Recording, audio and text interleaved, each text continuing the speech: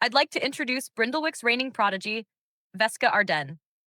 By the time I met her, she'd already become something closer to a legend than a person. Shadow Arcanist. Legendary rank. The highest awakening the region had seen in 2 generations. Public opinion held that she was so cold even crying children decided silence was the safer option. Naturally, Lissa decided the quickest way to figure out whether I reminded her of someone from a past life was to march me directly toward the most dangerous person in the region. This is a terrible plan, I told her. Unfortunately, history suggested that terrible plans were apparently her favorite kind.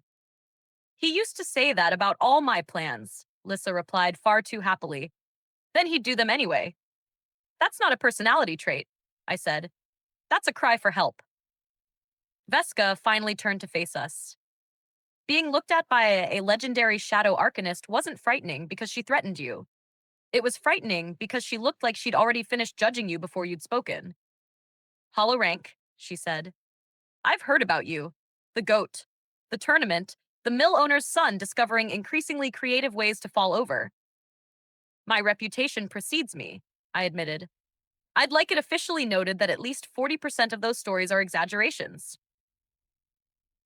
She didn't care about the goat. She cared about something far stranger. How someone without an affinity had managed to defeat an epic rank twice. Twice. I explained that the honest answer involved an invisible glowing rectangle, borrowed magic, impossible luck, and paperwork. Most people, I admitted, preferred it when I simply blamed destiny. I don't believe in destiny, Vesca said. Excellent, I answered. Neither do I. I believe in goats with grudges and an alarming amount of paperwork. For just one heartbeat, something that almost resembled a smile crossed her face. Spar with me, she said. I pointed out that I'd already been beaten twice that day, and my remaining dignity was operating on emergency reserves. I'm not interested in your dignity, she replied. I'm interested in the variable you represent. Somehow, that was both the least romantic and the most accurate thing anyone had ever said about me. Then we fought. I lost. Thoroughly, completely, spectacularly. And somehow, I enjoyed every second of it. She moved like liquid shadow poured into human shape. My borrowed affinities couldn't keep up, and absurd fortune triggered twice. Just enough to keep me alive, never enough to let me win. When it was over, I was lying flat on the practice yard, wondering which parts of my body still belonged to me. Vesca looked down and delivered what would turn out to be the greatest compliment she ever gave anyone. You panic correctly. I checked my titles, hoping one might explain the situation.